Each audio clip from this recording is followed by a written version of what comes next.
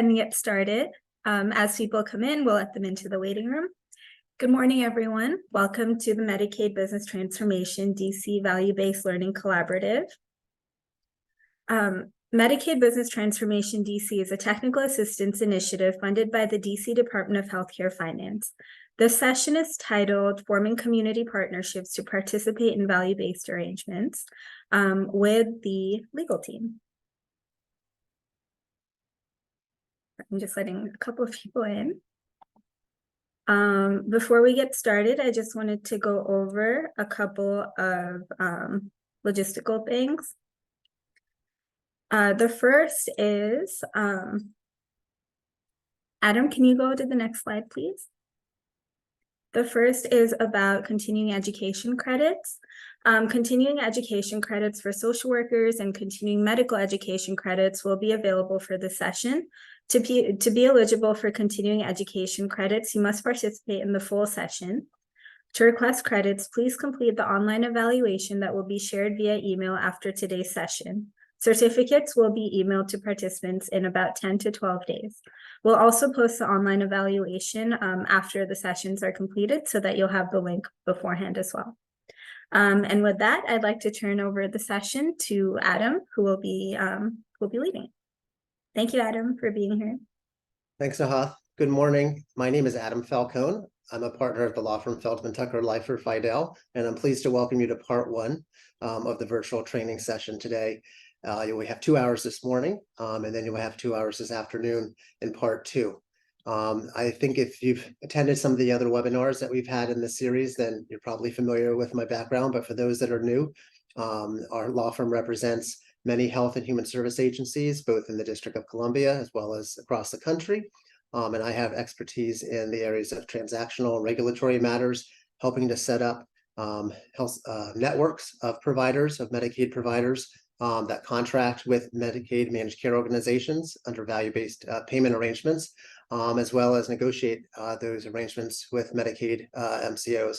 My background also includes antitrust, tax exemption, and Medicare and Medicaid reimbursement issues.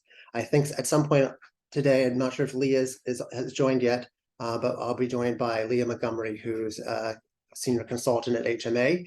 And I know that Michelle Meldon, also at HMA, is on today and has helped prepare the materials that you'll be seeing today as part of today's sessions, as well as the past sessions as well. So thanks, Michelle, for being on. Oops, too fast. So the agenda for the first session this morning is to talk about a framework that will help you understand how to put some of these collaborations together, these partnerships together with other Medicaid providers, and give you a framework for doing so. I think we all sort of approach problems or challenges if we have a framework in mind at the back of our head. So this is going to help you, give you that framework so you can think about how to put together some of these arrangements with one or more Medicaid providers as a community partnership. We'll talk also about legal considerations for doing so, what the documents, what the legal commitment should be of the parties, and the different options and structures for putting those agreements together. And I want to try to be as specific as I can today, giving you some ideas for potential types of collaborations that you might consider with other types of providers, and what those types of models or collaborations might look like in practice, and the particular questions that you should examine both within your own agency as well as with your partner agency in standing up one of these types of partnerships. The legal considerations might address, for example, some of the documents that you might need in place, a non-disclosure agreement, a definitive agreement of some kind, like a contract with another party. We even talk about setting up a separate legal entity for some of the types of partnerships that you might want to have. So we're going to cover a broad range of information. I'm going to try to break down the legal content so that it's not so challenging or different into sort of basic terms. And hopefully Leah will be joining us, and she'll be able to ask some questions and stop me along the way to ask me to clarify terms or different concepts that I'll be sharing with you today. The chat feature is also open, so you can feel free to add a question or a comment in the chat box. I've been teaching for some time actually at George Washington University, and they always told me that adult learners learn best by when they digest new information, thinking about how it compares to information that they know and different examples they've had in the past. So feel free to add in the chat box, not just questions that you might have, but if you have experience with putting some of these partnerships together, feel free to add your comments as well, so that your peers can see those and learn from it as well in the process. All right, so with that background, I think we're ready to move forward. Just to sort of set the table here for what we mean by partnerships. Partnerships could have a specific legal meaning, in some contexts. When I'm using the term here, partnerships, I'm using it in a much more informal way. I'm talking about a formal relationship. There's going to be a document and agreements that go along with it, but it might not constitute a partnership under partnership law. It's simply a formal arrangement between independent parties to achieve something that they don't think they can achieve on their own, but they have a mutual goal with another party, and they feel that partnering with another party to achieve that goal is potentially possible. And as I mentioned at the outset, the form of that partnership may look like a contract between the parties for some types of partnerships, or it might look like setting up a separate legal entity, like a clinically integrated network, to negotiate an arrangement with under a value-based arrangement with a Medicaid MCO. So as you can probably tell, it's very important at the threshold to figure out exactly what the goals of the partnership are, because the goals and the form of the partnership actually should follow those goals. Let me give you some examples for some of the goals that some partnerships, I keep going the wrong direction, partnerships should think about in the process. So you might say that you have some internal capacity to do certain things, but feel that you have some weaknesses or some deficiencies. So there might be another partner out there that can help bolster your back office systems, your administrative structure, maybe your clinical capabilities. Maybe, for example, you're a behavioral health provider and you don't do a lot of primary care, but you think it's important to bring primary care into your site and offer to your patients. You might think of a potential partnership with a primary care provider to establish that. You might think that you want to do something new, like if you got together, you could buy products, supplies at a cheaper cost than if you do it on your own. So maybe you think about forming some sort of group purchasing organization to buy supplies from national vendors. Or maybe there you have challenges with staffing. And maybe by working together, you can recruit staff that maybe not just works at your own organization, but maybe works for a variety of organizations and kind of moves around. So there's lots of different ideas for how you might have a goal, and the goal could be best achieved by working together with other types of providers. Certainly, there's been partnerships that have been formed to draw down additional grant funds or go after particular federal grant fund programs, or to appeal to a foundation in the community and do it together as a part of collaborative to apply to the foundation and say, we would like this additional financial support so that we can do X, Y, Z. And doing it together might bolster your chances for achieving that funding source from the foundation that they may not have been willing to do just to one particular agency. Sometimes those foundations like to see Medicaid providers working together and aligned, and by working together and forming a formal partnership could allow you to increase your chances to access that funding source. And then lastly, probably the most important here, given our topic today, is that some of these collaborations and partnerships can improve health outcomes to patients or bring other resources to patients. You might be able to identify social determinants of health, particular social services that you don't provide, but that your patient could benefit from, and maybe collaborating with social service agencies would bring those referrals to those agencies and improve health outcomes. So you might be thinking about one of your goals is, how can I enhance our value proposition to the Medicaid MCOs by offering them something more coordinated that achieves the goals of keeping patients healthier and increases care coordination in a way that's an attractive vehicle for contracting with the Medicaid MCOs as a group or as a collective in some kind of clinically integrated arrangement. So the partnership could help you achieve those outcomes, and then you might have the ability to collaborate in contracting with the Medicaid MCOs under a value-based arrangement. I'm going to show a poll question now. You should see it on your screen. The poll question says, what have been the most important partnerships for your organization to date? And you can choose more than one answer here. Integrated primary care, co-location agreement, referral agreement, health home, or formation or participation in a provider network. And I'll give you a moment to answer your question.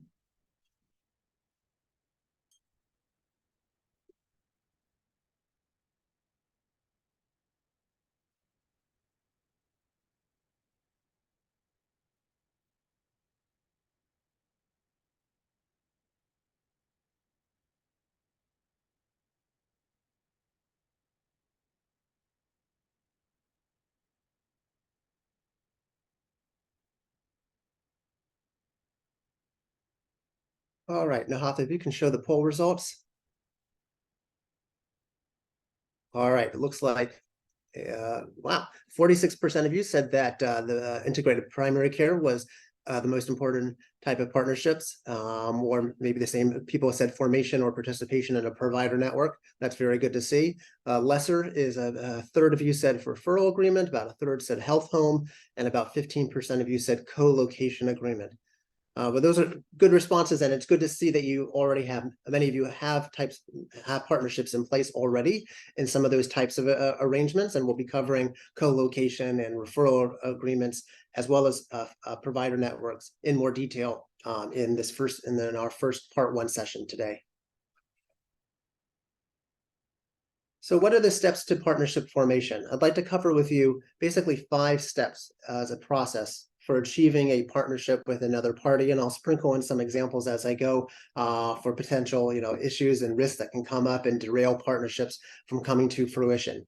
But I'm going to cover these 5 basic steps. First, about recruiting partners. Second, developing preliminary agreements with the partners, conducting a joint planning process. Number 4, developing definitive agreements, and that's just a fancy term for the legal agreements that support the arrangement. And then 5, obtaining regulatory approvals when necessary. So let's dive in to the first step here, which is recruiting partners. So the first place you might have to think about, or the first issue you might have to think about, is for the goal that I have in my head that I'm thinking about doing, that I want to achieve, what are the right partners to achieve that goal with? There are lots of different social service agencies and Medicaid providers out there, and they all may do various things, but they may not all be the right partner for you achieving your goal. You may have a partner in mind, but you have to step back and think about, what is it that I want to accomplish with a particular partner? And then if they're the right potential partners, how am I going to recruit them and show them that what I want to do has value, and bring them in sort of to the process, because you kind of have to shop around sometimes for the right partner to fit, and you might not know that partner at the outset. If you are a community health center, you might not know the right behavioral health partner, so you might have to come up with some factors that you're going to evaluate potential partners on, and see whether they sort of meet the test of what you're looking for. You might even think about developing the little profiles of each of the potential partners you might work with. It might be based on the location of where they furnish services in relationship to you, because maybe you're thinking of some kind of co-location agreement or some kind of referral arrangement, and you want the other partner to be relatively close, in close proximity to your site of care, so it's easier for your patients to come and receive services from them. Or you might have a specific scope of services in mind of what they might provide, and you could put that and compile that information on the partner. Or it might be a size situation where you want to make sure that they have a certain volume of patients, or the type of demographics of patients that are comparable to your own. So you might actually have, like, a little index card or a piece of paper that describes the potential partner, who they are, where they are, what services they provide, and their size as well, and kind of sort through those different options as potential partners, and then figure out whom you might approach first. And it is a little bit of recruiting sometimes. You might have to think about, enticing that partner, making sure that they're clear about, what they could gain from the arrangement as much as what they could give as well to the arrangement, in addition, to make it work. And sometimes partners, and sometimes you don't. The other consideration is, of course, some sort of political considerations. You know, the District of Columbia is a relatively small place. You might know potential partners as well. And you could imagine that if you leave out or omit a potential partner from consideration, that may not go down well if they were to hear that. So you want to think practically, are there other potential partners who may not be at the top of my list, but I at least want to think about offering it to them or talking to them or consulting with them so that I don't destroy existing relationships that I might have with some providers that may not be the right fit for this partnership, but are valuable in other respects. Sometimes parties do this process on their own and use their own internal staff to guide them in identifying partners and coming up with the profiles. Sometimes partners say, you know what, we don't have the capacity to do that in-house. I want to hire a consultant who can help facilitate developing a partnership with other parties and do it that way. Whether you do it in-house or whether you use a consultant, it probably is worth some internal discussions to see whether you have the resources and the capacity to do it or not. But that's certainly a valid approach in hiring a consultant to help you.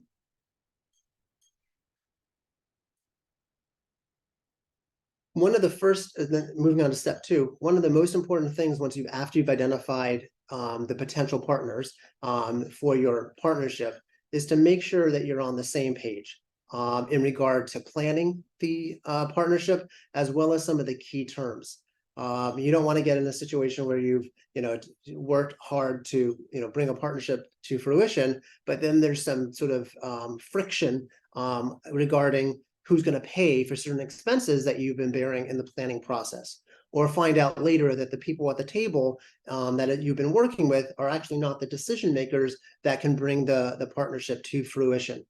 So when you think about a non-binding memorandum of agreement, so this is non-binding, so it's not legally binding on the parties, but it's basically a document that sets forth the overall principles regarding the planning process and the key terms of the collaboration, if you know them at that point, and who's going to share costs for developing the partnership. So it's the memorandum of agreement is both the process for achieving the partnership and some of the key terms of that potential collaboration and what it looks like.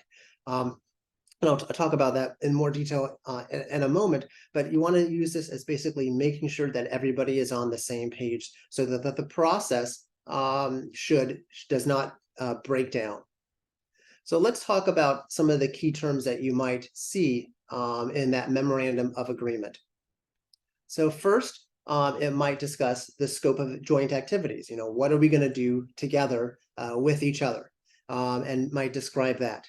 There might be a time frame set. You probably don't want it to drag on forever. Perhaps you say, you know what, we're going to have a time frame of completing this planning process in 6 months and set a firm deadline, because you don't want one party having the expectation that this is going to be a multi-year process and another party thinking that this is going to get done in 4 weeks. So you might have to negotiate with the other party a time frame that's reasonable for both parties. And sometimes if the time frame is too long, you might find actually that the momentum is lost along the way. So sometimes even a shorter time frame is a good idea. And you can always revise these terms because, again, it's non-binding, and you can always revise the terms later if you determine during the planning process that you need additional time to support the partnership planning process. The MOA should also identify the planning team. So who, by title or by name, are going to represent each party in the planning process. And this is important because if you don't have, again, the right people at the table who can exercise decision-making authority, in the partnership, then it might break down later because you might find that you've worked out the terms with one person at that other agency, and then actually somebody else comes in at the end and wants to change everything. So you want a relatively constant staff that is representing each party in the process so that they are there from the beginning through to the end and they function as a planning team together. And sometimes you might even have the meeting frequency listed as part of the MOA. How frequently is the planning team going to come together? Is this a once a week situation, twice a week? So once every 2 weeks? You can put some of the frequency of those meetings into the document itself so the parties are clear about what kind of commitment they're making to each other during the planning process. If you decided to hire a consultant then you should include that in the MOA and list out the type of consultants that you think that you will need to hire to support the partnership planning process, and how you might share expenses for it.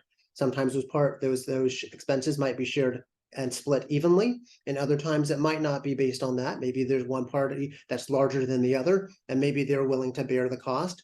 Or sometimes you have foundation support that's willing to bear the cost on behalf of the planning process, and that could be named in the MOA as well. Exclusivity sometimes comes up because the question is, if you're engaged in a planning process with another party, are they still free to go off and negotiate similar types of partnerships with other parties? In some cases, you may say, that's fine with us. If you want to go with the same kind of partnership with somebody else, that's fine too. You can talk to them. Other times you might feel like you want sort of their full attention in the partnership that you're planning, and you may not think it's appropriate for them to talk to other potential suitors, essentially, for a similar partnership. So you want perhaps some sort of exclusive period that during the planning phase of whatever you decide the time frame is, they are exclusive to your planning process and working with you. There may be a provision about negotiations, about whether they are currently negotiating with other parties on a similar type of arrangement, or other types of disclosures that they think that they should bring to your attention. For example, what happens along the way if you've been working with a potential partner for 3 months, and then it turns out that there's a major fraud investigation that's possibly going to tear them down and destroy them, but it's not public. Should they be obligated to let you know that, hey, they may not make it, in a few months due to this significant investigation, or if they're going to, lose their license as an entity, or lose a major grant that funds what they do, or if their CEO is potentially may depart, or let's say their CEO is going to depart and they haven't told you, and that CEO is critical for bringing this partnership to fruition. You may want an obligation where if they have a change in leadership, they have to notify you of that change as well, so that you know exactly what's going on with them, and may decide, what, if their leadership is changing, I don't want to work with this particular partner because I don't know who's going to come in and replace them, and maybe you had a level of trust with their existing CEO that won't be there with somebody that's new. So you can include requirements that the other party has to disclose you if certain events arise. As I mentioned, expenses and who's bearing them should be listed in this MOA, so that it's clear what each party's partner's potential exposure is financially for the planning process. If you did find that there's other resources of support that can support you by funding or by provide those technical services, then you could include that as well in the MOA. Term and termination. So term is how long is this agreement going to last for, and termination means is does a party have a right to terminate the MOU for various reasons. Typically in an MOU, either party can terminate for whatever reason they have, or no reason at all, and terminate the MOU and the planning process. That's typical for an MOU. The term of the agreements are certainly last as long as the planning process lasts, and should cover that, and it might need to be renewed. I mean, you may find that the term is only a year, but get to the end of the year and find, we're still planning this. We want this to be able to be renewed, and so maybe there's a provision in the term clause that allows it to automatically renew unless it's terminated by the parties. And then the last consideration to include in your MOU is some kind of clause that requires the parties to be compliant with laws and regulations and whatnot. And this is important often if you share this document with a particular funding source, if you share this document with your boards of directors, it might provide some assurance to them that what you're engaging in potentially with another partner is legal and complies with existing obligations, that you're not running afoul of other laws, antitrust laws, anti-kickback statutes, that the parties will engage in the partnership in compliance with all the other applicable laws. In addition to the MOA, you may need to consider some additional preliminary agreements that impose additional legal obligations on the parties. And one of the most common agreements is called a non-disclosure agreement, or sometimes it's the shorthand is a confidentiality agreement, because as part of the planning process, the parties might share confidential and proprietary information. So even before you've reached that definitive agreement, that binding document for the actual type of partnership you want, there may be sharing of information informally by the parties in the planning process. And that sharing of information is what you would probably want to make sure has confidentiality obligations around it, so that each individual party can't share your information with another party along the way. And remember, confidential and proprietary information is not just financial figures. It can apply to anything that you do at your agency, a particular process, particular staffing that you have, particular sources of funding that you have, any types of information that you might possibly share with the other party in the course of designing and developing a partnership arrangement with the other party. So it's pretty broad. Whenever you're sharing information, you want that information shared not to be disclosed to third parties. Once in a while, I see that parties have exclusivity clauses built into NDAs. I'm always surprised to see this, where one party has sort of an advantage over another in an NDA. That's not the way it should be. NDAs, in my view, should treat both parties the same and equally, and really be limited to simply confidentiality issues, and not try to address other issues in the process. So I've seen sometimes confidentiality agreements that might bind one party to be exclusive with the other party, while the other party remains free to negotiate with others during the same period. So somebody has, a commitment, but others, don't. That's not fair. Should treat everybody the same in a confidentiality or non-disclosure agreement under an NDA. Let me move on now to talk about some of the key legal terms that you can expect to have in a non-disclosure agreement.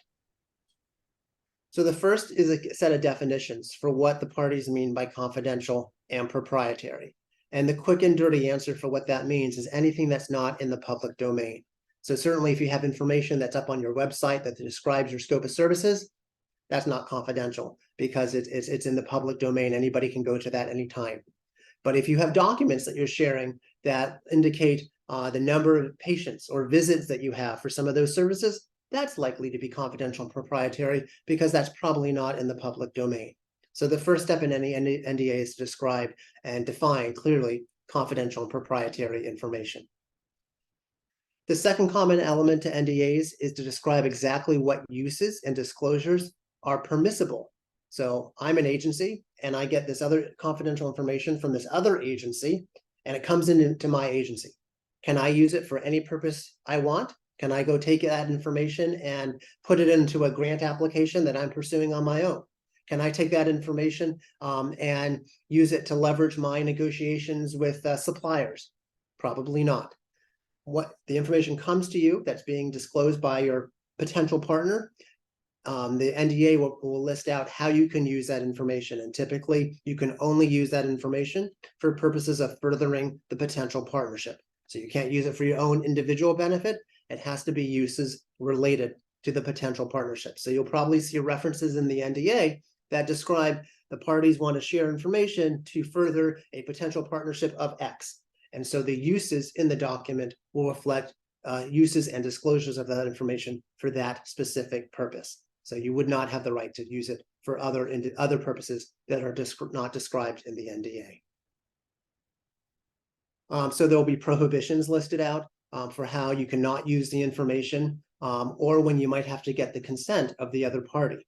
So for example, if you're in some kind of litigation with another party and there's a discovery process and they ask you for some information that you've been provided by your potential partner, there's probably going to be language in that NDA that says you have to go back to them and get their consent in order to disclose that information as part of that discovery process in litigation. So there's certain situations where in order to disclose to another party or to use the information differently than it's described, you might have to get the other party's consent because after all, it was their information that they had disclosed to you. And then what happens along the way if you decide to break up? So the partnership doesn't come to fruition. You started planning it out. You received all this information. And then you decided, you know what, this isn't going to work out. Maybe it's not going to work out because that's not the right parties in the partnership, or maybe you just can't agree upon a collaborative or some sort of partnership. And you've received this information along the way. Are you obligated to destroy the information? Do you have to return the information? Do you have to delete the information from your systems because you've received it electronically? Whatever that process is would be described in the NDA for how you have to handle information if you decide not to move forward. Remedies is often important as well. What happens if you disclose information to your potential partner, and then they do go off to sell that information or use it in ways that were not contemplated under the NDA? What are your rights and remedies against them? Sometimes you have the rights not only the right for some kind of financial consequences, but you might be able to go to court and basically have an injunction placed so that they are barred from using the information in a way that was not imagined or allowed under the NDA. And then there's often some clauses about confidentiality obligations that survive after termination or expiration of the agreement. So for example, the NDA expires, it goes away, but you still have information that's confidential of the other party and it's in your systems. So there might be some clauses, confidentiality obligations that remain even after termination or expiration of the agreement. All right, I think Leah Montgomery has joined us at this point, so you might see her popping up on your screen, or her answering some question and asking some questions of me from time to time. And that's been pre-approved, so don't feel like that's not appropriate. You might hear her interject and ask some questions, which was our plan all along. Step 3 is conducting the joint planning process. So you've moved it this far, Matt. So you have an MOA in place. You did that. You have the NDA in place. Now you are starting the negotiation process, the joint planning process with your chosen parties. You might have a committee, for example, that is in place that helps you meet and directs and has an agenda and has people on it. So as part of the joint planning process, you should think about, okay, again, we want to remind everybody, what are the goals here? What are we trying to do together that we don't think that we can do alone? And why is that valuable to our respective agencies? What's our plan here? What are some of the joint activities that we're thinking about to achieve that goal? So you have the overarching goal. This is what we want to achieve. And what are the activities that can support that? Maybe it is a referral arrangement between the two parties. Maybe it is setting up a separate legal entity to negotiate a contract with an MCO. Whatever it is, put that down as potential joint activities. And then think about the timeline, as I mentioned earlier. You want to make sure you cover that so that there's no surprises and that everybody's expectations are met. And then the part of the planning process, you're going to be defining some of the critical terms. We'll talk about that. We'll talk about forming committees and teams and reviewing it from that lens. And then lastly, we'll talk about in this step involving boards of directors through keeping them informed on getting their input. And lastly, financial or legal counsel to help bring it all to fruition. So let's start first again with the planning process or the planning committee. I found that it's very helpful for parties to put together a committee of staff from each agency. And again, hopefully there's sort of senior level personnel so that these are people that can make decisions along the way and that they don't have to receive the information third hand through other staff. So you want maybe an equal number of people from each agency on this committee. Maybe it's 3 and 3 from each agency. They come and they commit to being part of the planning process. Maybe you want to retain some flexibility so that if some of those people have to be substituted for others along the way, you have a senior person that needs to work on something else, maybe they can appoint a substitute for a period of time, but you certainly want to try to have as best you can the same people from beginning to end so that there's a constant staff that's familiar with the issues, so that later on, if people are questioning the partnership or certain aspects of it, everybody that was part of the committee is well informed and can answer questions. In order to keep the process moving, I certainly encourage and recommend that you have regular planning meetings at regularly scheduled times and dates so that everyone can sort of always have something on their calendar so that they are doing something to effectuate the partnership, because sometimes these just fail. If there's not the continual structure and process in place, then they can fall by the wayside due to other fires that you might have to put out. So having specific dates and a regular schedule to meet and discuss potential collaborative options is very helpful in furthering the process. It also provides an opportunity for reporting out. So maybe you exchange some information under that NDA, for example, and each party was looking at it to see whether, what they might want to do with each other in furtherance of the partnership. One party can report what they felt or what they learned or how they analyzed the data and make a recommendation to the rest of the group. You might think about in the planning process that you looked at a few different options and maybe one of the parties analyzed those options, or maybe the consultant that you hired analyzed those potential options to see which is most likely to achieve the partnership's goals. And that's reported out to this committee for feedback and input. Sometimes you get to a very practical point and you want to sort of kick the tires and see whether things can work. That's where these feasibility studies come in, where a party is either an external party, a consultant, or a member of the planning committee says, okay, is this really feasible? What would need to happen in order to effectuate the activities that we're talking about here? Are some of these activities going to require additional staff capabilities and trainings? Would we need to hire more people in order to effectuate the partnership? And do we really think that's likely to happen? Or do we have too many funding limitations, or maybe we have too many workforce shortage issues to consider the ability of hiring new staff? Or maybe the cost is too much. Maybe you've come up with a terrific partnership that you might want to pursue with another agency, but it's going to cost too much and is simply unaffordable to do with your own individual resources. Maybe that doesn't kill the deal, but maybe that means that you have to look for some external funding in order to support the collaboration, because you as parties to it can't do it on their own. And maybe that funding is from a foundation, maybe that funding is from a federal or state grant, maybe that funding is from a managed care company who also sees the value of this kind of partnership and wants to make a donation towards the partnership through its foundation. The feasibility study might also identify particular obstacles, regulatory challenges, operational challenges, and potential ways of overcoming it. That may also be part of the feasibility study that's conducted as part of the joint planning process. Now, the nice thing is that when you go through that process and you do the feasibility study, you may decide, what, there is one issue here. We don't want to take up the full committee's time to evaluate it and think it through. We want to assign sort of a subcommittee or a task force, sort of a subgroup, to work through that process. So let's say you had that 6-person overall committee, 3 from each agency. Maybe one person from each agency would meet as a subcommittee to work through the potential obstacle and come up with a solution and make a recommendation back to the full committee. Just like you might have a board of directors that has its own committees and subcommittees and reports back to the full board, this is the same thing. You have a subcommittee or a task force, a smaller group that can explore some discrete particular issue and then come back to the full group to make a recommendation. So I gave you an example here on the slide.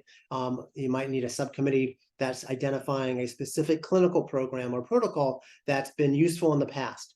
Of other types of similar agencies. So they maybe they'll go and look at some of the literature online for other ideas for helpful programs or protocols, procedures that other similar agencies in other states have used, and bring that research back to the full group and offer a recommendation as well.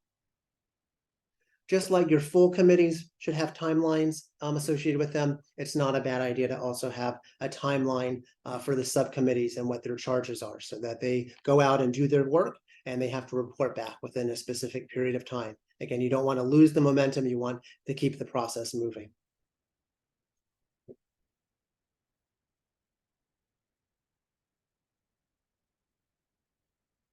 It's also important that you consider your board of directors and keep them informed. And every board is a little bit different about how much they know about what's going on at an agency at any particular time. But it's not unusual for the board to be informed about particular activities that are being contemplated. The board obviously probably knows if you're thinking about leasing a new location or opening up a new location to provide services. But you may also find that it's appropriate to update your board if you're contemplating a partnership with another agency to effectuate goals of your own agency. And some boards are more involved than others, depending on how their historic role has been with your agency. But you might have to keep the board informed. They may have ideas and input. I've seen boards weigh in on even the choice of partners. They may have connections or relationships through their own personal or professional roles that they know other people at other agencies, and they may feel like they can reach out and provide an introduction, which may or may not be appropriate depending on how you recruited the partnerships parties to your partnership. Sometimes that can be very helpful, but it can also be sometimes disruptive if you've gone through a formal process of selecting and recruiting your potential partners and you have board members questioning your choice of partners later on. So just consider there can be sort of pluses and minuses when you solicit that board input.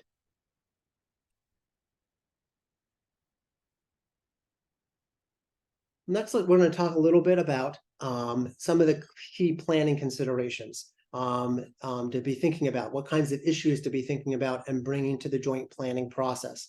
And the way I divide these up, at least in my head, is to think about clinical and operational considerations. So what is it that you want to do? What are those activities? And how are you going to do them? Financial considerations. How are you going to address the cost or the resources that you need in order to fund the partnership? And then legal. What are the types of legal restraints or hurdles or approvals that you might need to obtain in order to accomplish the activities for part of your partnership? And sometimes some of those considerations happen in the planning committee process. Other times they're overlooked and they come in later. So it's maybe once you've already sort of moved through the planning process and you're drafting those definitive agreements, that's when maybe the lawyer says, actually, hey, I think you need to get approval by the state in order to do that, or that won't work because there's a legal barrier in order to to do what you're planning to do, and you might have to think about it then. So sometimes they don't come up as timely in the planning process. Sometimes you learn about some of the other issues later, but to the extent that you can figure out all those considerations and think through them in the planning process, that will certainly help.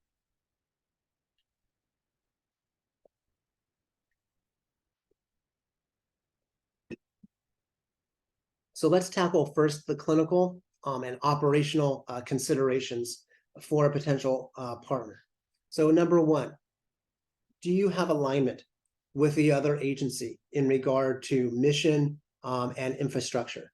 If you have, if you're a fairly well-resourced agency and you have staff and all those positions are filled and you can implement new things, but your partner does not, then you might have to provide more resources to that other entity in order to effectuate it. That's coming up for real in another state where a behavioral health provider is helping and considering ways that they can support their neighborhood federally qualified health center. In their state and their situation, the FQHC is very small, but an important pillar of their community and providing services to a discrete demographic group within their community. And the behavioral health provider is very large. They operate not only behavioral health programs, but also a broad array of social services programs. And they're part of a much larger foundation that engages in the community and funds all sorts of activities in the community.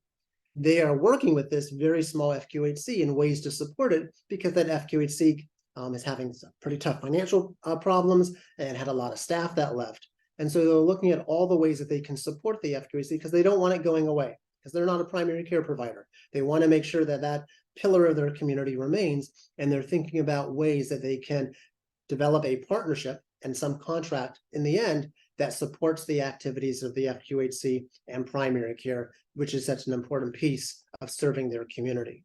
So it's okay if you have one partner that's not as well resourced or doesn't have that same infrastructure, but you might have to think through ways that the partnership can support that weaker party in order to get your partnership off the ground. It's okay to consider some of those problems in the planning process. In fact, that's the ideal place to be thinking about them.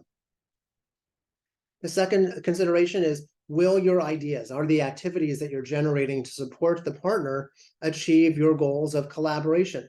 So going back to that same example, if with the larger behavioral health provider and the small FQHC, if they were planning to, I don't know, charge the FQHC a lot of money for providing staff and additional staff support to their agency, that might not be actually workable in practice, because the FQHC has hard times and may not be able to pay those amounts back to their partner. They might have to come up with a different kind of funding mechanism and donate a portion of those services, because the FQHC might not have the ability to pay.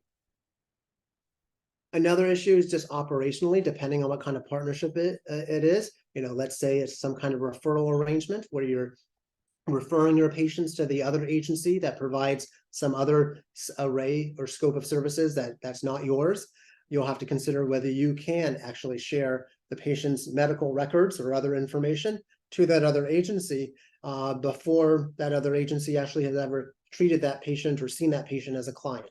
So there may be confidentiality obligations to consider.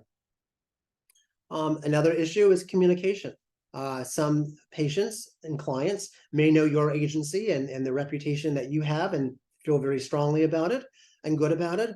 That other agency, maybe they don't know. They've never heard from. They don't know what they do, and they're fearful that maybe some of their confidential information is going to be transferred to the other agency that they have no relationship with. So information and communication is important to make sure that your patients are feeling good and comfortable with any kind of transition of information. Your staff too may have concerns. Maybe they don't understand what's going on. Maybe they think that you're collaborating and the eventual goal is a merger, and that they might lose their jobs because there's staff at the other agency that is comparable and can replace them. If you have no merger as part of the process, then you might have to communicate to your staff, hey, this isn't about a merger. We're not thinking about that. Instead, this is just a partnership. Nobody is losing their jobs. We plan to do a set of activities that we don't do as well maybe on our own. We want to work with another agency and collaborate them so that we can do more for our patients. So communication both internally is a consideration as well as externally to patients and other stakeholders. And then lastly, there's always seems to be some politics that come up in particular arrangements, who gets to do what or who does what, and turf battles. You might have to deal with some of these turf battles as well in developing the clinical or operational structure of the potential partnership. Don't avoid that. Sometimes we just try to avoid that because that's hard. You need to think about a way to address some of those external or internal politics to ensure that the partnership can succeed.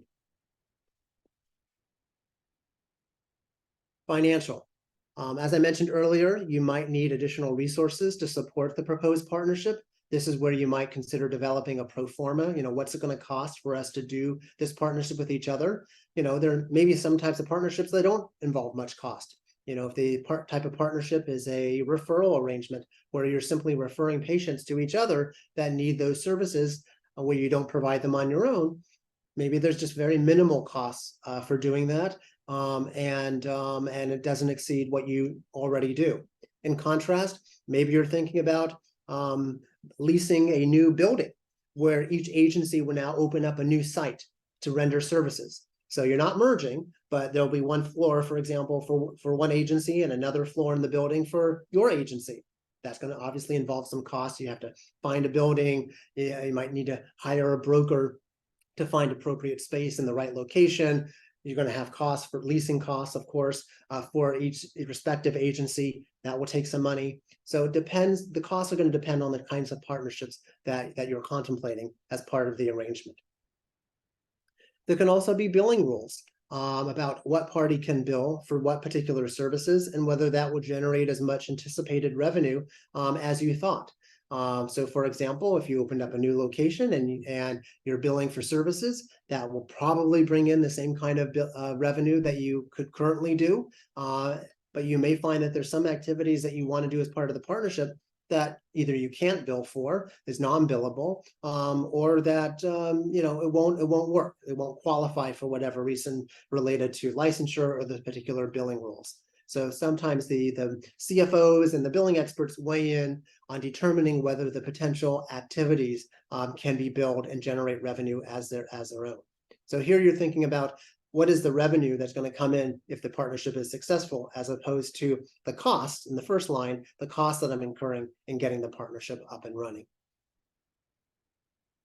If you're working with another party, then you might have some financial control issues about, what party can write the checks. What party, do I have to go get approval from my partner in order to pay a vendor's costs or to pay the consultant's costs?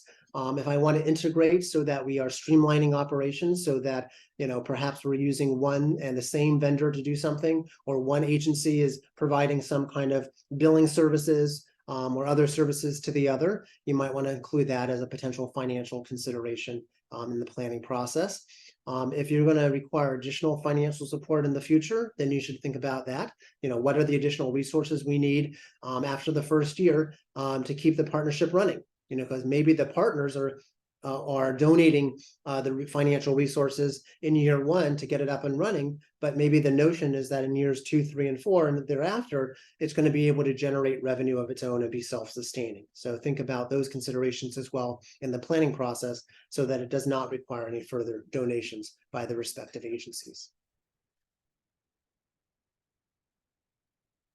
And then lastly are the legal considerations here. As I sort of already alluded to, federal and state law could have bearing on the types of arrangements that you have with other parties. We in healthcare is a regulated agency and activity, even though we don't have a single regulatory body that we have to have in mind. Like the banks have usually one banking entity that they have to abide by those rules, like the Federal Reserve rules. That's not the way it works in healthcare. There are lots of different laws and regulations that apply to activities that are conducted in the healthcare space. And that relates not just to antitrust laws about how providers can share price-related information, but there could be particular Medicare and Medicaid licensing and enrollment rules that apply.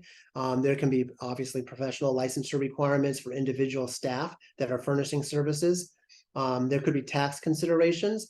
Maybe you're a tax-exempt 501c3 nonprofit corporation, but maybe one of your partners is not. Maybe they're a different type of legal entity, a for-profit or an LLC, and there may be concerns about when money starts moving between those agencies, whether it still complies with tax-exempt rules.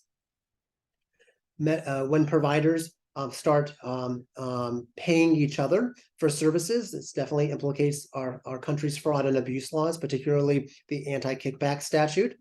So if there's another provider that you're donating resources to or paying them for something, and they are referring patients to you, that can trigger a fraud and abuse concern under the anti-kickback statute. If you have incentives that is part of the partnership that you're thinking about offering to patients, that can implicate the beneficiary inducement prohibition that broadly precludes providers from offering anything of value to patients and potential patients that induce them to choose the provider for care, subject to certain exceptions. Certainly, there are confidentiality obligations under HIPAA and Part 2 and the District of Columbia's laws and regulations. And DC also regulates different aspects as well related to the types of corporations that you can create, as well as some other processes that I'm going to talk about in a bit later as well. So all those little considerations typically come up, and typically you want to know about them earlier so that in your planning process you can develop ways to make sure that it's legal for any activity that you're planning to do. So for example, if as part of your arrangement you were thinking that one of the entity would donate space to the other entity, that implicates the anti-kickback statute, you might have to find a way to use an exception or a safe harbor to permit the donation of services. Or if one agency was going to provide staff to the other agency, and charge them for it, you'd want to make sure that you comply with a particular kickback safe harbor that allows the parties to pay money to another, even though that other party is also referring to you, and it otherwise implicates the fraud and abuse laws. We get to this step 4 is establishing the definitive agreements. These can be different for different types of partnerships that you might form. So in a simple referral arrangement between 2 Medicaid agencies, let's say one is a community health center and the other is a behavioral health provider, a simple or single contract may be adequate to further the purposes of the partnership. If there are 3 entities that are involved, and some sort of joint process, and maybe you have a single contract that is used by multiple agencies, or a joint agreement of some kind. There can also be partnership or shareholder agreements if you form a new legal entity to further the partnership. That's the same thing for a limited liability company, which we'll talk about as a potential option as well. That can be used to support a partnership. You all as nonprofit agencies would have articles of incorporations and bylaws. That if you form a new entity, then those documents will give you the governance structure and the process used to develop the arrangement as well. So the definitive legal agreements are any kind of legal document, legal contract that is used to support the partnership. Leah, I see that your hand is raised, so I think that's for me. Yes, thank you, Adam.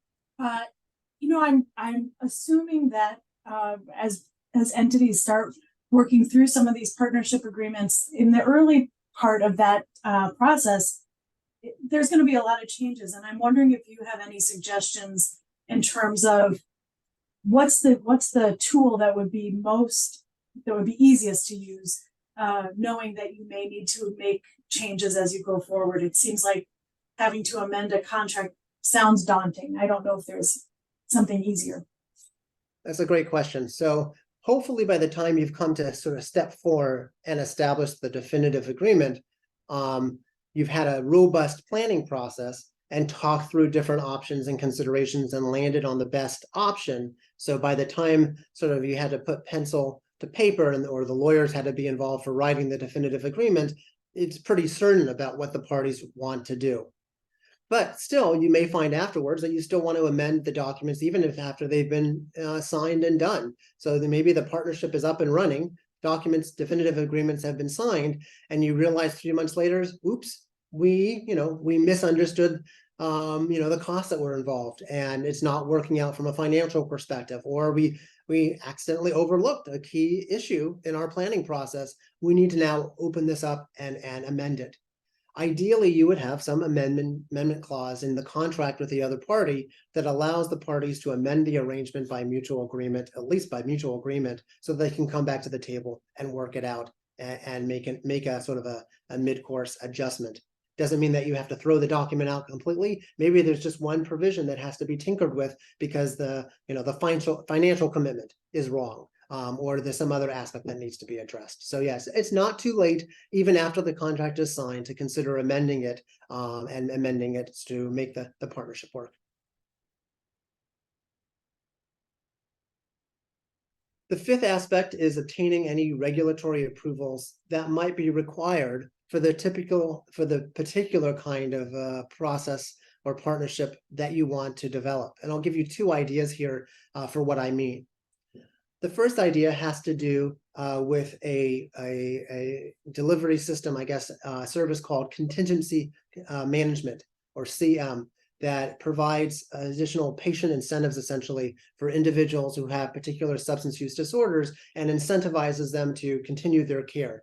And CM programs have been developed in the academic literature as an effective tool for treating substance use disorders. One of the major hurdles for vendors in establishing these CM programs is that there's the anti-kickback statute, and the beneficiary inducement prohibition bars many providers, so they think, in giving some of these incentives to patients to incentivize them to maintain their care or to receive care under their clinical process that's been approved for them and recommended. So one of these vendors actually went to the Office of Inspector General and requested an advisory opinion that would approve these types of incentives being given to patients even when those services are paid for by Medicare and Medicaid.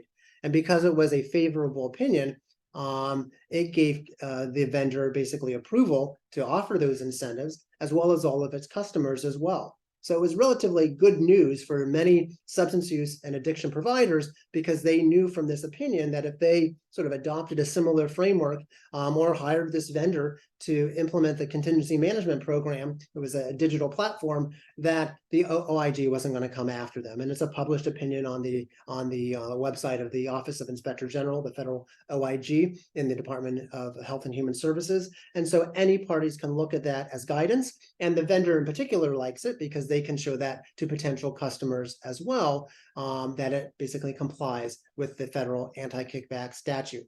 But it was sort of a hurdle for getting these contingency management programs out there and used, because there were concerns raised by many lawyers and policy folks that possibly it could run afoul of the federal anti-kickback statute. So that was an example of a federal regulatory issue that was addressed by submitting a request for an advisory opinion by that particular agency. The District of Columbia also has some obviously has regulatory requirements.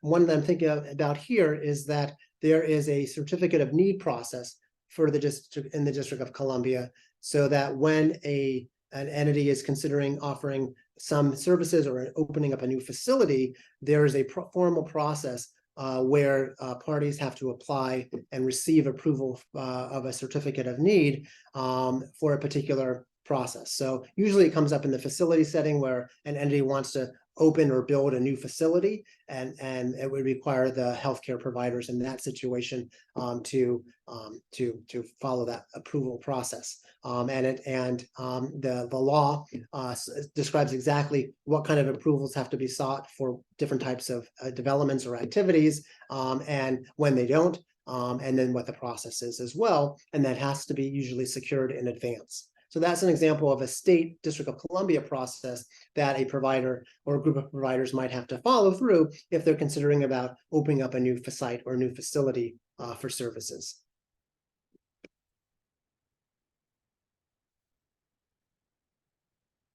So now we're going to pivot slightly and talk about some of the legal considerations that are important, that help guide you in some of the choices that you have. So in the first hour, we talked about the planning process. We're now going to talk about legal considerations in the second hour that can help support particular types of partnerships between agencies. So as I mentioned at the outset, the legal form that your partnership takes should certainly follow function. So that's why it's so critical in the planning process that you have an idea of not just the goals of the partnership, but the activities that you want to engage in with your partners, because that can help the lawyers figure out what kind of legal documents and definitive agreements are best suited to support that particular partnership.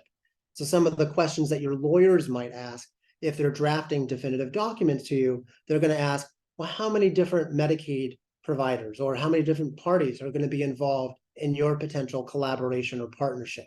Because that can influence whether they select, for example, a contract that the parties have, or whether there's going to should be a new legal entity that the parties jointly create. Your lawyers are probably also going to ask, what are the kinds of financial or legal risks the parties might have in engaging in the specific activities? Are they going to be activities that you already do individually and you're just going to be coordinating together? Or are you going to be going into a new service line or a new business line where it's going to be creating a new financial and legal risk for you that you don't currently have? If they hear that it's going to be like a new line of business and you're going to be engaged in activities that you don't currently do, then the lawyers may, in some cases, advise you to set up a separate legal entity to protect your respective agencies when they're engaging in the partnership. So, for example, recently there was a Medicaid provider, and they wanted to start bearing risk under value-based arrangements with Medicaid MCOs. And initially, they think they're going to do this just on their own, bearing the risk in a direct agreement with the Medicaid providers. But they said in the future, we would like to bring in other different providers into our arrangements with managed care companies, like other social service agencies and other types of Medicaid providers that provide services outside of our own scope. So they decided to set up a separate subsidiary, a legal entity that's separate from their own agency, to be the contracting vehicle with the managed care companies under these value-based arrangements. And one of the core reasons for setting up that separate legal entity was because they want this legal entity to bear the financial risk under those value-based arrangements, and they didn't want their own agency to bear that risk directly, because if those risks, came out and there was a huge liability or loss under those value-based arrangements, they didn't want it to sink their own agency. So by setting up a separate legal entity, it's a shield to your own agency. So your lawyers might ask about the financial and legal risks contemplated by the partnership. Your lawyers might ask, have licensure or regulatory requirements that are easier if there's a separate legal entity, or they may say to you, you know what, you can't really do what you want to do this way. You're going to have to do it differently and have a different kind of way to support the activities because of specific licensure or regulatory requirements.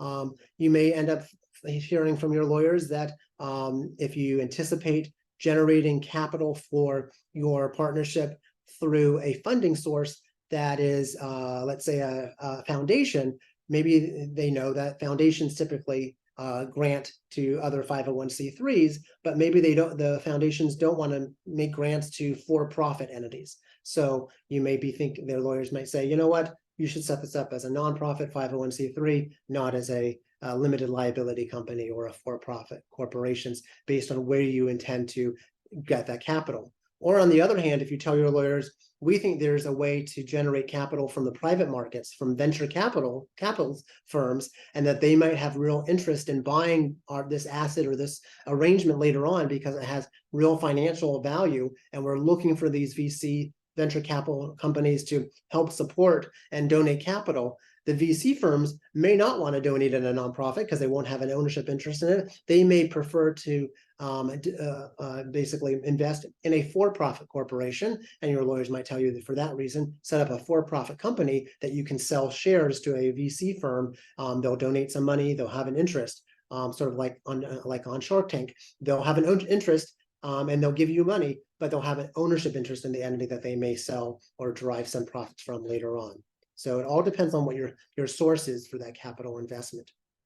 And then lastly, governance considerations, whether you're setting up a separate legal entity that's going to be unrelated to your own agency, or whether you're thinking about having some overlapping board members between your own agency and this new entity, and how many board seats you get. All those types of governance considerations are important if you're setting up a separate legal entity. So for those of you that have like kind of a visual approach to learning, you can think of a contractual relationship as sort of the most straightforward kinds of formation that supports a partnership. It's simply a legal document that sets up a contract between two parties and establishes each of their obligations and responsibilities. So you have partner A and partner B, and they're bound together as a partnership through the contract.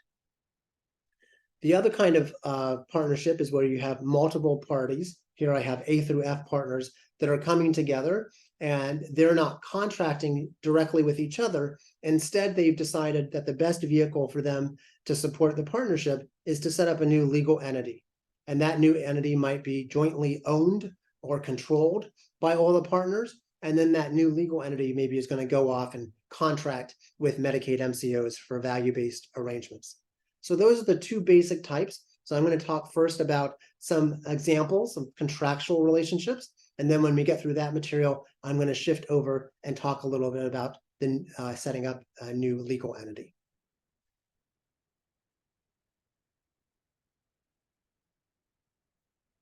So I'm going to talk about 4 different types of contractual relationships. One is referral agreements. The second is co-located referral agreements, lease of personnel, purchase of services, and 4th, some merger or acquisition arrangements. Those are 4 different specific types. So let me talk first about referral arrangements. So in a given referral arrangement, I have an example here between a behavioral health provider and a primary care provider. Under a referral arrangement, each provider is agreeing to furnish services to individuals who are referred to it by the other. So the behavioral health provider is referring patients to the primary care provider for primary care services. The primary care provider is referring patients to the behavioral health provider. Each entity has their own respective scopes of services that they're providing. They don't overlap in this example, so it's a referral arrangement. And why would the parties want to have a formal written referral arrangement? Maybe they're already doing that, to some extent already without a document. Well, maybe the primary care provider says, you refer patients to us, but you don't always give us all the information about that patient's history. We don't really feel like we have the full picture to provide the best care, because maybe the patient certainly has some chronic physical health conditions, but maybe taking care of those conditions is really impacted by the patient's mental health or substance use disorder challenges, and that's impacting the primary care services or their physical health. But maybe the primary care provider doesn't get that information when the referral is made. And maybe the behavioral health provider says, what, we like getting referrals from you for patients that have behavioral health needs, but what, you never tell us about some of the patient's primary care needs and services as well, and whether there's some pretty significant considerations that we should be aware of. So under a referral arrangement, the parties could think about, we don't just want to refer patients to each other. We want to make sure that there's a communication flow with the patients that comes with the patients when you're making a referral, and maybe they also want a feedback mechanism. So after the primary care provider does some primary care services, maybe the behavioral health provider for the same patient wants some information about what was received or what their issues are. So that really what the parties want to do is not simply make referrals, they want to establish an information pathway that supports the best care in their respective agencies. So a written referral arrangement would develop some of that information and explain exactly what each party has to do. I see there's a great question that came into the chat box, and I want to tackle that first because it is so important. I think many providers have been scared in the past to develop written referral arrangements between each other for fear that it could be somehow violating the federal anti-kickback statute. I want to assure you there can't be any violation of the anti-kickback statute if the parties are not actually exchanging any money or anything of value to each other. The kickback statute is only implicated when one party donates something to the other, or the other pays it something, where there's money that is being moved back and forth that might induce the billing of federally reimbursed services. In this referral example, there's no money changing hands. There's no donation of physical location. The only thing that is moving are patients are going from one entity to the other, and maybe there's data, patient records flowing back and forth between the providers, but there's no money changing hands. There's nothing of value being given by one provider to the other that has any financial value. So there's not a lease involved. There's not space being given. There's no staff that's being donated. This is a simple referral arrangement. No money is changing hands. Because there's no money or anything of value changing hands, doesn't implicate the kickback statute. And there's no state or federal law that limits, bars, or prohibits parties, Medicaid providers, from establishing written referral arrangements with each other. And in fact, they're very, very common. FQHCs in particular have obligations to establish written referral arrangements with other providers in the community that support the primary care that's basically being received by their patients. And so FQHCs typically have referral agreements with hospitals that establish a system where the hospital is willing to accept the patients being referred by the FQHC and provide care. And some of those patients may be uninsured. So the referral arrangement is getting a commitment in that example from the hospital to accept those patients. And even though some of them might be uninsured and maybe they're eligible for the hospital's charity care policy, or maybe the hospital won't be paid at all, but the hospital's making a commitment as part of that written referral agreement to accept those patients and provide them services. So this is a referral arrangement. No money is changing hands here. It's simply an obligation by each party to accept the patients referred by the other. And if you want to add in other, maybe add some obligations as well to report data related to that service. So if you had a written referral agreement with the other party, it would say very clearly that each party is still financially, clinically, and legally responsible and for itself for the services that it directly provides to those patients. There's complete independence and autonomy. So if I'm a behavioral health provider and I receive a referral from the primary care provider, that's the end of it for the primary care provider. All they've done is refer it over to me, and they don't have any responsibility for billing for this, the services. They don't have any oversight obligations over me. They have simply passed the patient off to me to provide services that I can do within my approved scope of services. So those services are still subject to my own policies and procedures at my agency. Those standards govern it. I bill for the services that are being furnished that I provide to those patients that have been referred to me.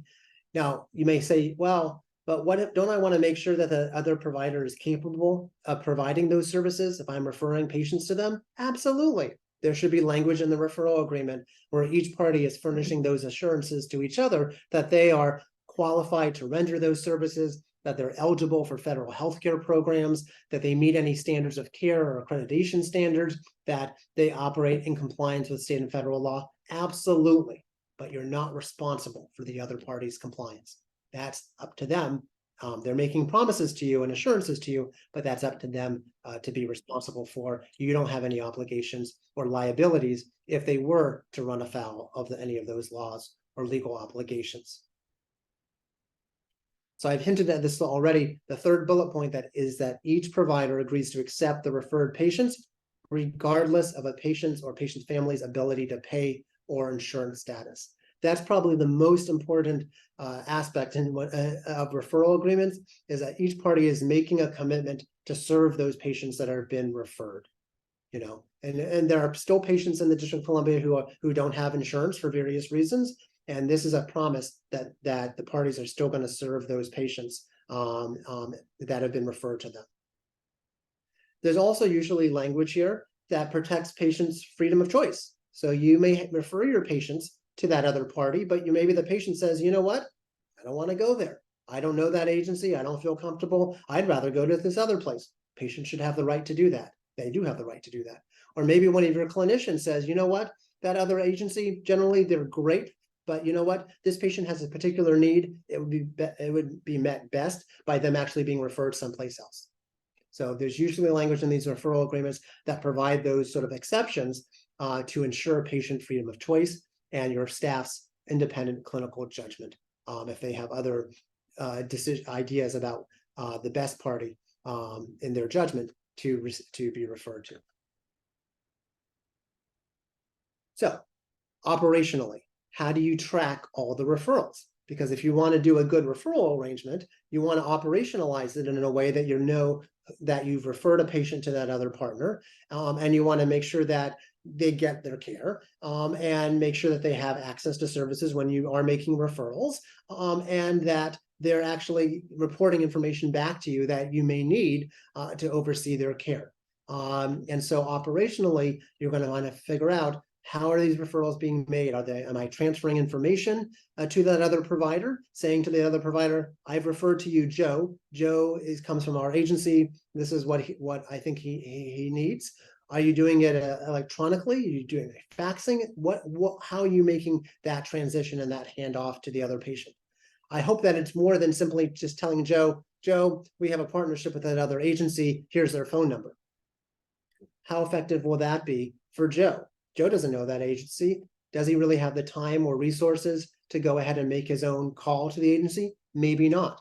Maybe the best, more effective way is to give that other agency Joe's contact information so that they can go contact him and ask him if he'd like to make an appointment to receive services at their agency, and that they receive the referral and they can help facilitate making the appointment. Maybe there's specific providers or practitioners at the other agency. Maybe you want to know whether they have the capacity to see additional patients. You know, and many agencies are also facing workforce shortages. They may have some limitations where patients are not being, they can't accommodate more patients, or maybe they just at some point they have reached their limit, and you're still making referrals to them, that won't be very good if those patients can't get appointments. Maybe there needs to be a situation or a part of the process where if they've reached their maximum, they tell you, hey, we're good. We can't accept any more patients right now. You need to find another agency to refer to, that they have that communication to you. If they can no longer accept any more referrals, that they are obligated to notify you of that limitation. And then if they are receiving and they've agreed to accept all your referred patients, regardless of ability to pay, subject to capacity limits, maybe you'll want to see what their charity care policy is, to understand whether the patients will have any individual financial obligations if they're uninsured after you make the referral. Because I bet your patients will ask you, they may say to you, we have a sliding fee that we pay based on income. You're referring me to this other agency. I don't know what programs they have. Do they have a financial a fee schedule? Do they have a charity care policy? You might need to have that information so that you can advise your patients, yes, they do have that, or they've agreed that it won't be subject to payment, or whatever it is. You'll probably want to have that information to advise your patients.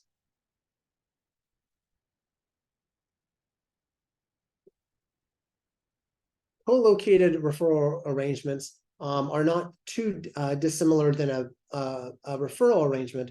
The key difference here is that now there's a single site of care, usually single. This shows two, but usually there's a single site of care being furnished to made available to patients. In other words, the behavioral health provider leases some space to another type of provider, and that other provider within the behavioral health provider's physical building provides some primary care services, leases some space, or the primary care provider leases some space to the behavioral health provider to offer some services. Now, but importantly, each provider is still a separate legal entity. So imagine like a situation where you have a building, the behavioral health provider owns it or leases it, they're subleasing to the primary care provider in the same building, but the primary care provider is furnishing services in its own name, separate and apart from the behavioral health provider. Same thing is true on the primary care provider example on the right side of the slide. You have a primary care provider, has its own space, it's leasing a portion of that space to the behavioral health provider. The behavioral health provider is furnishing services in its own name, billing for those services, and remaining autonomous. So in this example, just like in the prior referral arrangements, each type of provider is autonomous and independent. The difference here is that they are co-locating with each other. So they're occupying a space that is in the same building so that it's easier for patients to access those services in the referral. The patient doesn't have to say, what's the bus line or the subway, what line do I need to take to get to them? It's all in the same building, so it's easier and more attractive typically for patients because they don't have to find their way to a new location. So here, for the operational issues, you want to be thinking about, is there a separate space that we have that we can actually let this other provider lease from? So, maybe we don't have extra space laying around where we can lease to the other provider to come in and have a new site. Or maybe, you say to yourself, well, we have a whole floor that's basically vacant in our building, or we have a whole, suite area that's really underutilized. We could lease that to this other provider to render services at our location.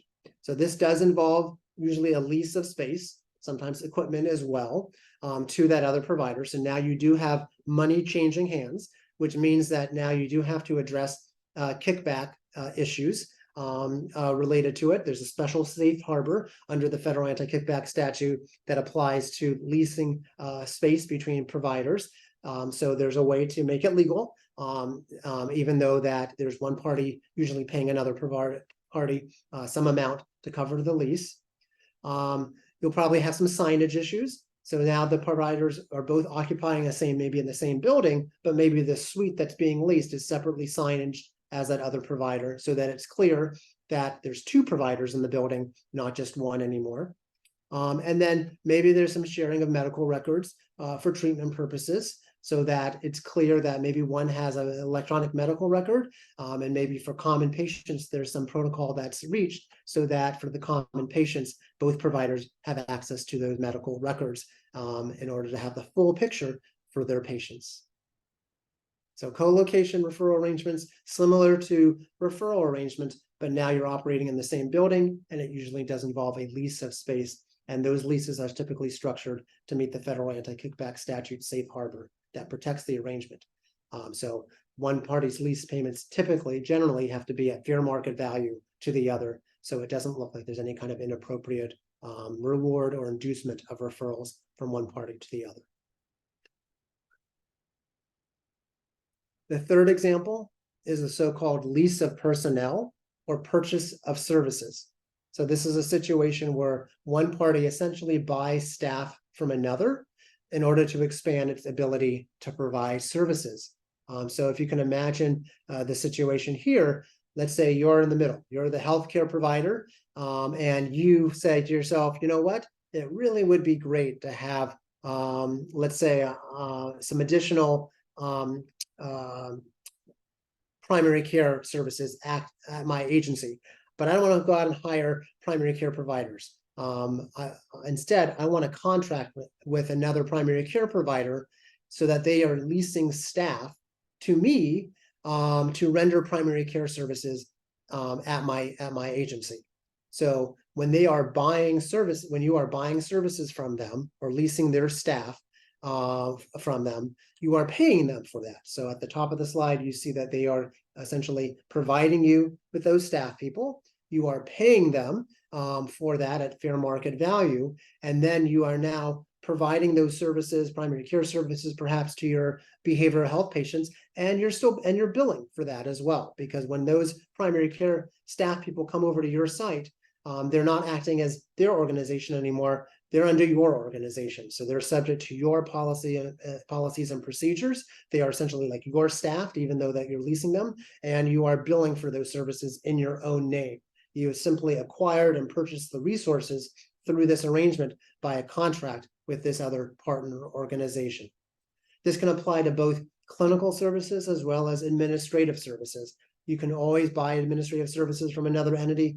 Here you're buying clinical services in this example so that you can furnish sometimes a broader array of services as your own. So for these arrangements, some of the legal considerations to be thinking about is that now your patients that receive services from this contractor's personnel are considered your patients. You are accountable for how they render care to your patients because those personnel are furnishing services in your name.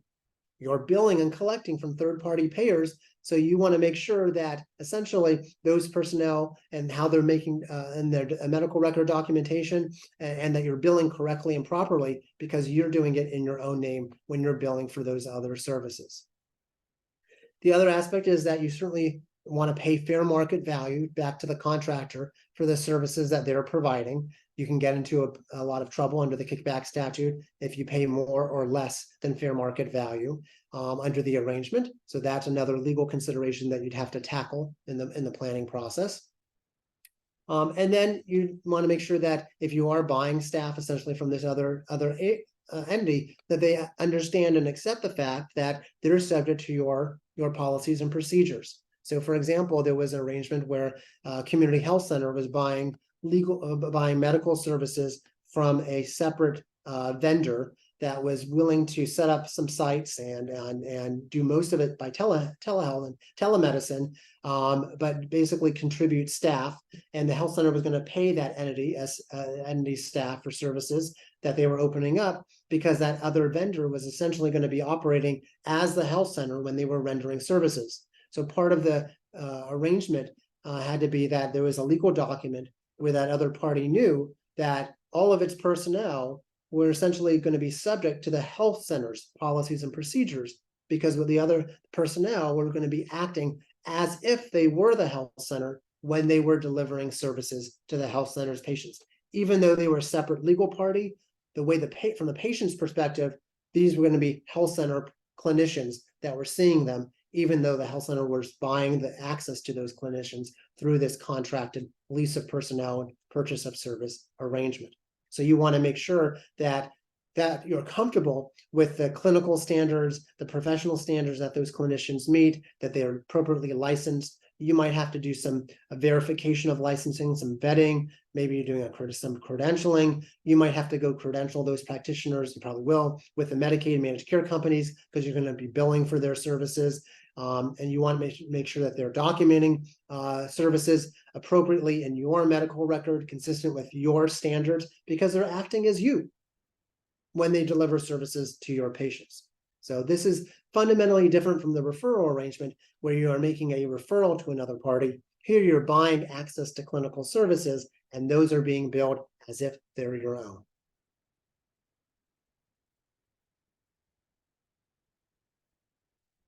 The fourth type of example I wanted to give is an arrangement that leads to a merger or acquisition. So sometimes, as I mentioned, that in the earlier example where the behavioral health provider was helping out a struggling FQHC, one of the things they're contemplating is, maybe in the short term, the behavioral health entity, which is a larger entity, will provide some financial supports and staff to the FQHC, but maybe in the future they may consider merging so that they form a single legal entity. They're not sure yet what they want to do, but they're contemplating various options. The first option that they're contemplating is that the larger behavioral health provider might have a subsidiary where that FQHC acts as a subsidiary to the behavioral health provider. It's actually reverse of how most of these integrations work. More often, the behavioral health provider is integrated into the FQHC, or the behavioral health provider is a subsidiary to the FQHC. They have flipped the model where the behavioral health provider could be the parent and the FQHC is the subsidiary, because in their state law allows that happening without violating the Section 330 HRSA requirements that exist for the FQHC. So this is a parent subsidiary model. The other option is maybe in the future that they fully consolidate. So they form a single legal entity that merges both corporations. So you might have, for example, the larger entity and the smaller entity, they merge. Maybe the smaller entity is basically merged and integrated into the larger entity, and the smaller entity goes away, it's just sort of ceases to operate. Sometimes you have a third entity that's created through the merger. So both entities merge into this new legal entity, and the two existing entities cease to operate as independent entities in the past. Basically, they don't survive the transaction. It just depends on how the parties want to structure it. There's lots of different ways to either partially integrate through consolidation in a parent subsidy model, or to fully consolidate through a merger.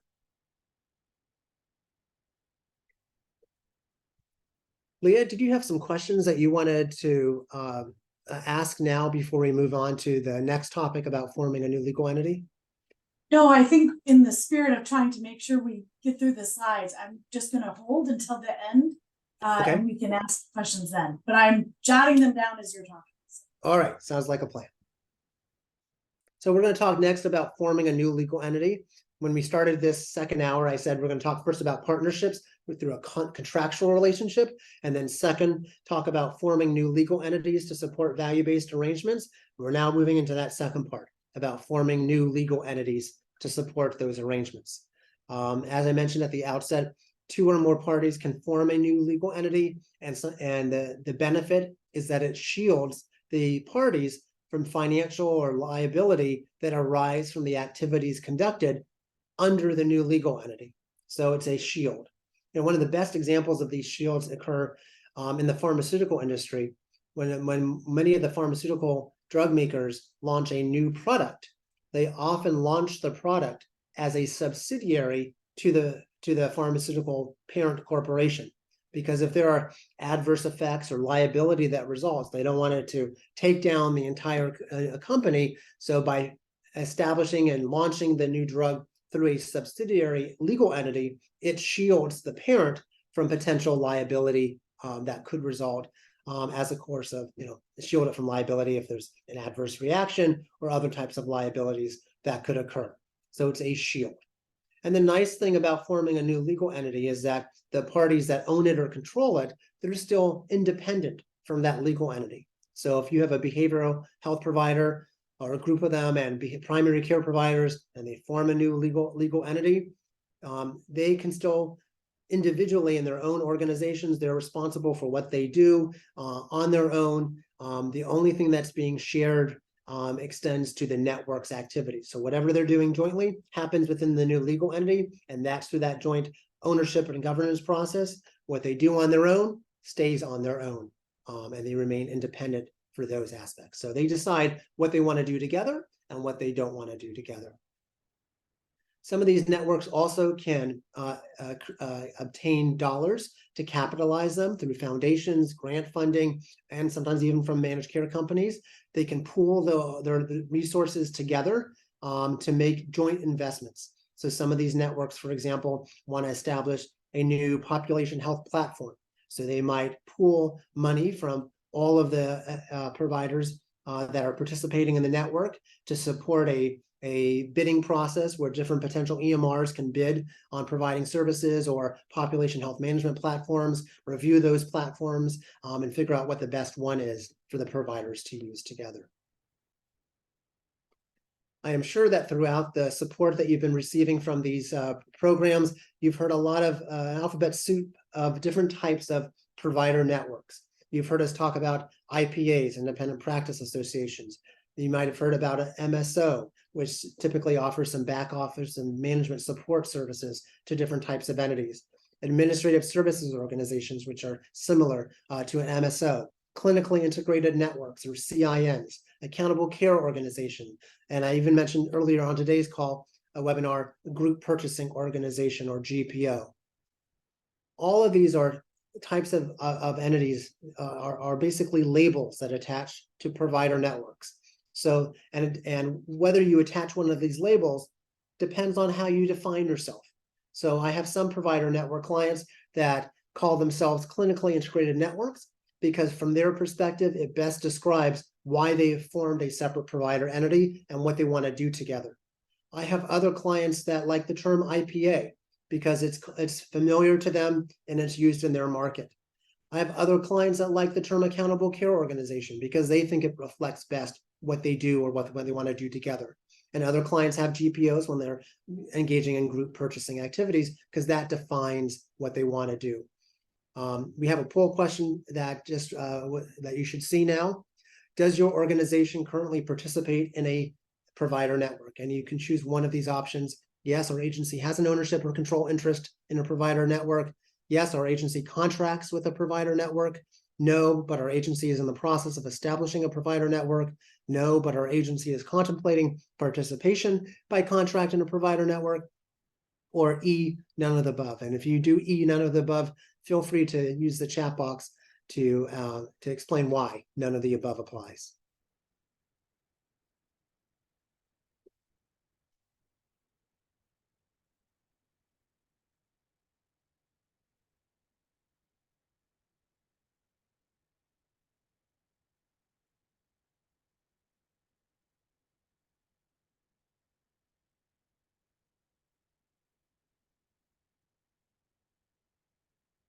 All right, if you can show the results, please. All right, so about a third of you said yes, our agency has an ownership or control interest in a provider network. A quarter of you said yes, our agency contracts with a provider network. 17% said no, but our agency is in the process of establishing a provider network. That's encouraging. And nobody said D, no. And then 25% said E, none of the above.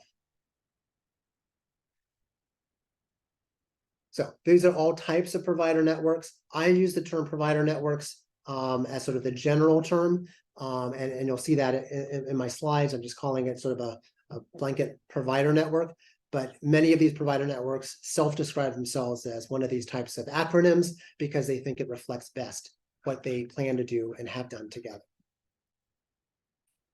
So not all provider networks have the same scope of services that they offer to the providers that are participating. I think that's very helpful for people to realize that some providers come together initially simply to provide some shared support or back office services that support the independent providers. So if some providers may say, you know what, we just lack the resources to credential our practitioners. We would rather contract that out to another network, another party, but we would much rather like contract it out to an entity that we jointly own or control. So I've had providers come together, form a network that does all the credentialing and background checks on behalf of all the entities that own the network. And some of these networks are quite entrepreneurial. They've even offered that same service to other providers that don't have an ownership and were not involved in forming the network. Some of these networks just do third-party billing. Some agencies say, you know what, we realize that billing takes a certain level of resources and technical knowledge. We don't have it on our own, or we don't have enough to hire somebody with that. We want to basically purchase that from a third-party billing company, but why should we pay and let some other entity profit from those activities? Why don't we work with other providers, form our own network that can offer third-party billing, hire the staff for that third-party billing?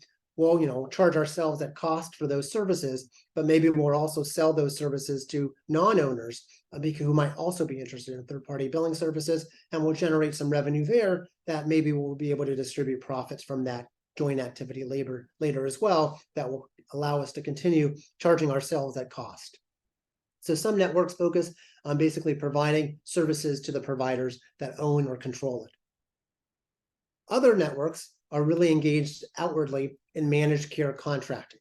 So now they are essentially selling services of the providers in these networks. So they might market the healthcare providers and agencies to managed care companies.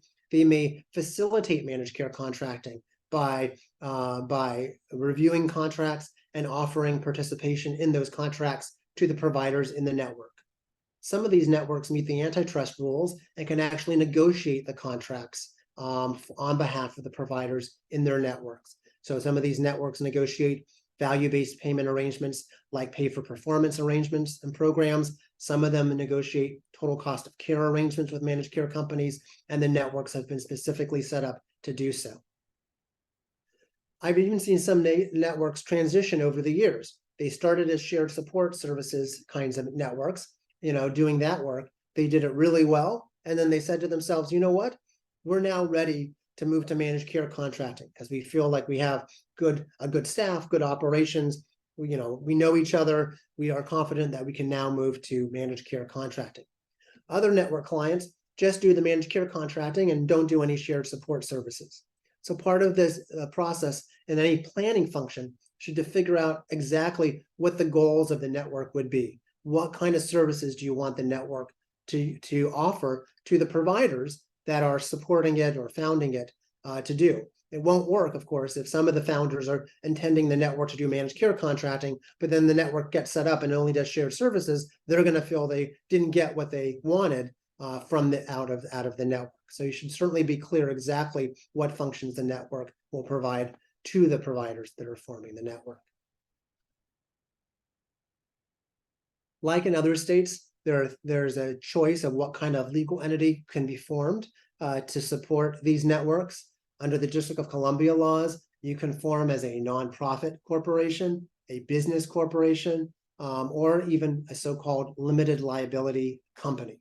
So those are the three types of legal entities that can be formed, and these entities can then call themselves whatever they want to. They can call themselves that IPA, the ACO, the CIN, whatever they want to, whatever label they want to attach, they can attach to any of these three types of legal entities. But you have to have some legal entity that you're starting with. So you might be most familiar with a nonprofit corporation as nonprofit agencies. You probably know that the advantage of being a nonprofit is that you're not paying taxes to anybody for any margins that you earn. That's an advantage. You probably know that you're eligible for certain government and private foundation grants as a nonprofit. You probably know as a C3 that you're a charitable organization and you can accept contributions from individuals, and those contributions are tax deductible, and that helps you raise those funds. And those are a lot of great advantages for being a nonprofit organization. There are some disadvantages that you probably know as well.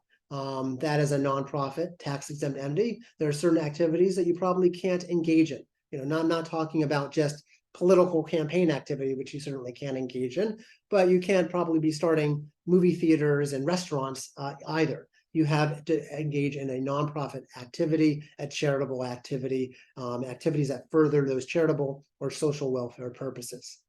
You probably also know that you can't distribute profits. So if you have a great year, it doesn't mean that you can distribute those profits to executives or to anybody who's on the board of directors of your organization. And then there's also state law to consider as well that establishes in the District of Columbia nonprofit corporations.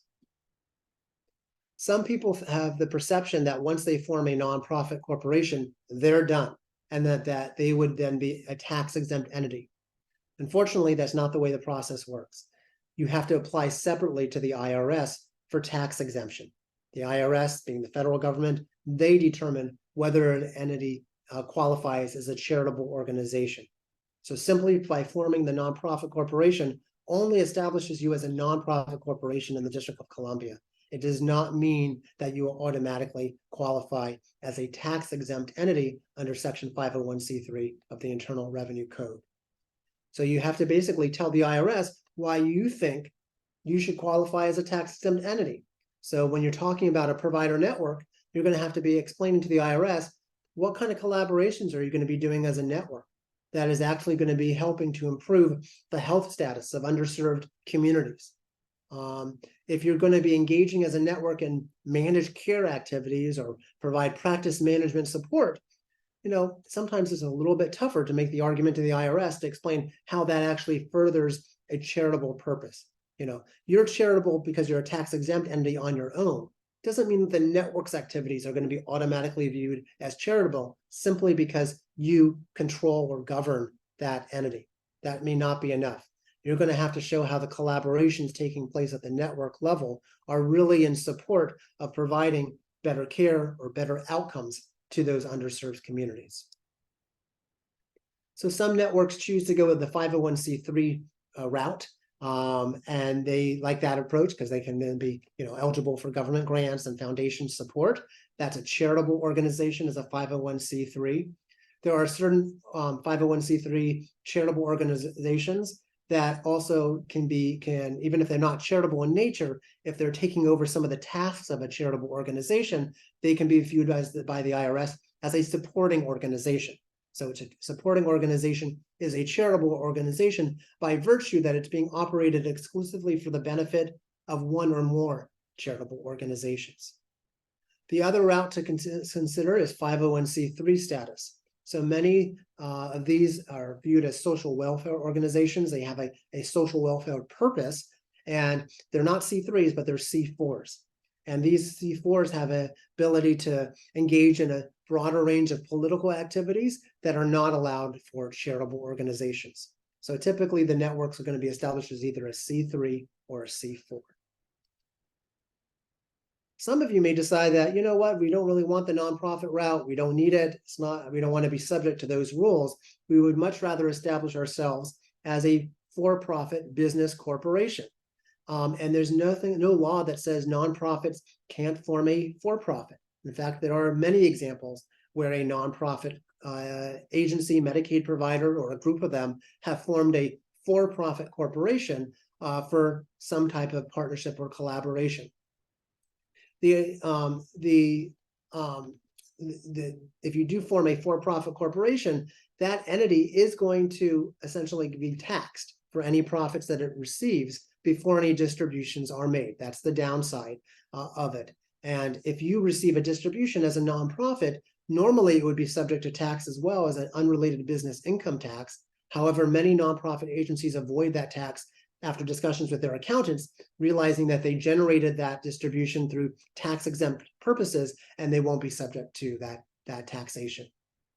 Now, the advantage is, I think the slides are flipped here. The advantages are written on the disadvantage slide, and the disadvantages are written on the advantage slide. The advantages is that these corporations can be organized for any lawful purpose. So you're not subject to the nonprofit restrictions or tax-exempt restrictions. You can do it for anything you want.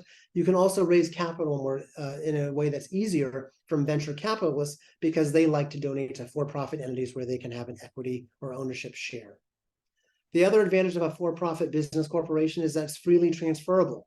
So if your network becomes profitable and you attract the interest of other companies in the future that want to buy it or buy a portion of ownership of it, you can transfer ownership to other entities very easily. Nonprofits, it's harder to transfer ownership or to sell them. They're often subject to the review by the state, in this case, the District of Columbia's Office of Attorney General. Oops. Too fast. And then the third type of entity is a limited liability company. That was the third option that I mentioned before. Limited liability companies are essentially partnerships between corporations.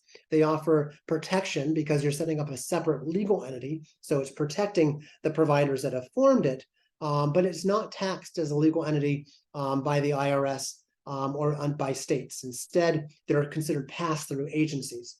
So even if it's woefully profitable, it's not going to be taxed on those profits. They can distribute money freely to their owners, and the owners essentially pay taxes depending on whether the activities were in furtherance of the owner's tax-exempt purposes or not.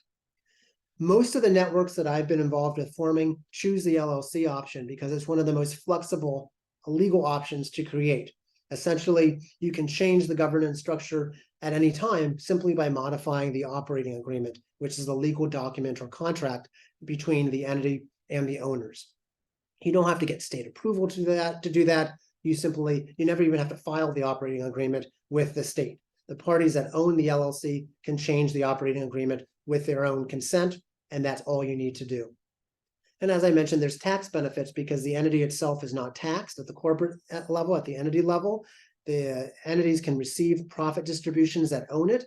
And then if your accountants tell you that you've generated that revenue or income through furtherance of your own tax-exempt purposes, then you don't pay UBIT on it either.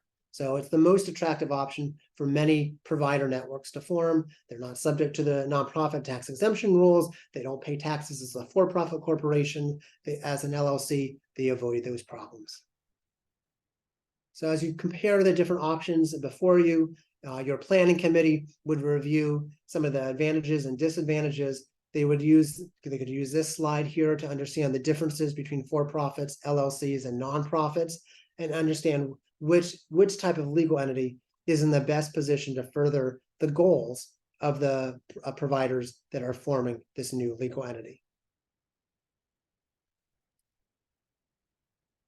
And then this slide, we include some references for you for looking at the types of partnerships that can be created by, in particularly by Medicaid providers, and some examples listed in these documents as well. And you'll have access to the slides and the hyperlink.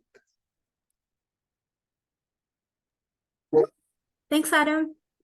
Do we want to go through some of the questions in the chat? I know we only have a few more minutes left. Let's do it. But Leah can ask the questions that she You want to has. pitch the questions, Leah, and I'll try to answer them. Sorry, now I had to unmute myself, which is difficult. You know, I actually think there's a chat from somebody else that I think you should get to first. Okay. It's a question from Tamara Smith. I'll read it. Just to be clear, the network can distribute shared savings from value-based contracts to its members, even if the network is a nonprofit, correct? Yes, thanks, Tamara. That's a great question, and it's an important consideration. The answer is yes, because when the network is distributing shared savings that are earned from payer contracts under value-based arrangements, they're sharing those revenues through their participant agreement with each of the participating providers. So essentially, it's an expense to the nonprofit corporation when they're sharing those dollars with the providers in the network based on their successes under the VPC contract. They're not distributing profits of the nonprofit corporation at the end of the year. Instead, it's the same way that the networks could pay a provider for services, but in this case, they're paying the providers incentive dollars that have been earned under the value-based arrangements. So that's perfectly permissible. And at the end of the day, the nonprofit may not have any profits because they've pushed all the dollars out, or most of the dollars out, to the providers in the networks under those VPC contracts. Right. So I wanted to say there was a method to the madness of so many questions through the chat. We are hoping to be able to get these questions documented so that they can ride along with the slides as a separate tool that people can use for reference.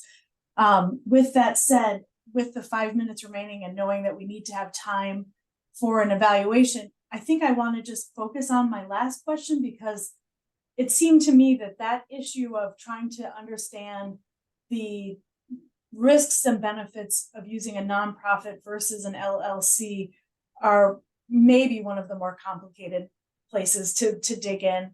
So would you mind, Adam? I'm trying to understand if if my clinic is a nonprofit and I enter into a network arrangement using an LLC as the business entity, as long as,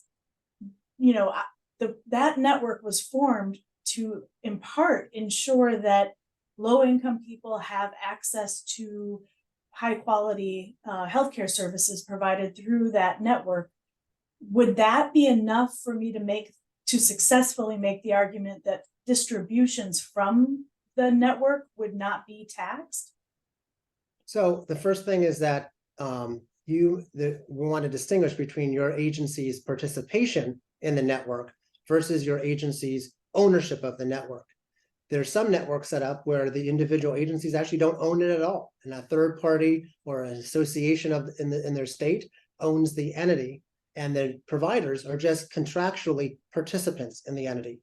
In that situation, you don't even have any concern, because you're not receiving a distribution as an owner. You're receiving incentives, like under Tamara's example, a distribution from a value-based payment arrangement with a payer.